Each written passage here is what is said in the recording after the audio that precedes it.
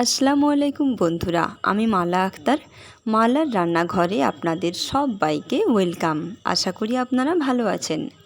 আজকে আমি আপনাদের সাথে একবারে কচি পুঁইশাক দিয়ে একটা মিষ্টি কুমড়োর অসাধারণ স্বাদের রেসিপি শেয়ার করব। এই রেসিপিটা প্রত্যেকের বাড়িতেই কম বেশি হয়ে থাকে, তবে সবাই নিজের নিজের মতো করে করে। এখন আমি কিভাবে করি সেটা আপনাদের সাথে আমি শেয়ার করলাম। আশা করি আপনাদের ভালো লাগবে। তার জন্য আমি ফার্স্টে একটা কড়াইতে কিছু বড়িকে ভেজে তুলে রেখেছি। এবার ওই কড়াইতেই আমি একটা গোটা লঙ্কা ফোড়ন দিয়ে লঙ্কাটা একটু স্মেল বেরিয়ে এলে তারপর কিছুটা পাঁচফোড়ন দিয়েছি। এবার পাঁচফোড়ন দিয়ে কিছুক্ষণ নাড়াচাড়া করে নিয়ে একটু ফোড়নটা ভালোভাবে হয়ে গেলে তখন তাতে একটা বড় সাইজের পেঁয়াজকে ছোট ছোট করে কেটে দিয়ে দিয়েছি।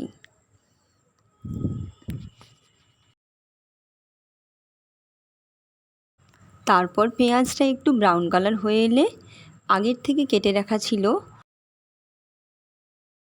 একটা মাঝারি সাইজের আলু, একটু কুমড়ো আর দু একটা কচু, এগুলোকে ভালোভাবে কেটে পরিষ্কার করে ধুয়ে দিতে হবে। এবার আন্দাজ মতো নুন দিয়ে বেশ খানিকক্ষণ নাড়াচাড়া করে নিয়ে 2 মিনিট ঢাকা দিয়ে রাখতে হবে।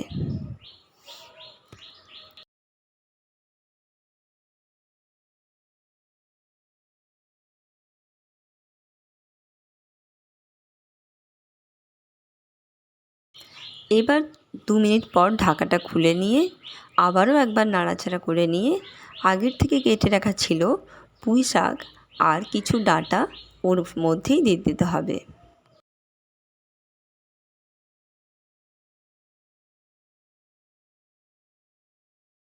পুঁই শাকটা দিয়ে কিছুক্ষণ নাড়াচাড়া করার পর তারপর এবার তাতে কিছুটা হলুদ, লঙ্কা গুঁড়ো, জিরে গুঁড়ো সব কিছু মশলা দিয়ে খুব ভালোভাবে খানিকক্ষণ কষে নিতে হবে। আপনাদের কাছে আমার অনুরোধ রইল ভিডিওটি শেষ পর্যন্ত দেখে শেষে ছোট্ট করে একটি লাইক করার।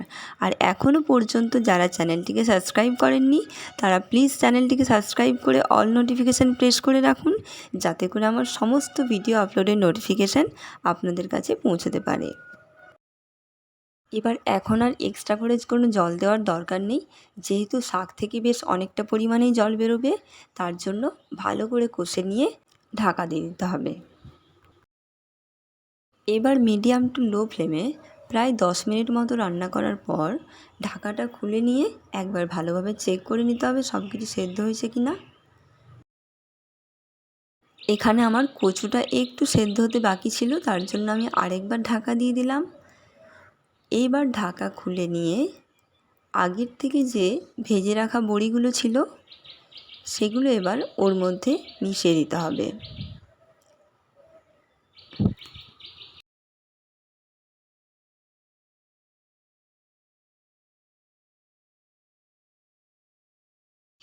এবার বড়িগুলো দেওয়ার পর বেশ খানিকক্ষণ একটু নাড়াচাড়া করে নিয়ে যখন একটু ফুটে আসবে, একটু যখন বড়িগুলো নরম হয়ে যাবে, তখন লাস্টে একটু টেস্টের ব্যালেন্সের জন্য চিনি দিয়ে খুব ভালোভাবে ফুটিয়ে নিয়ে তারপর নামিয়ে নিলেই রেডি হয়ে গেল পুঁই শাক দিয়ে মিষ্টি কুমড়োর অসাধারণ রেসিপি।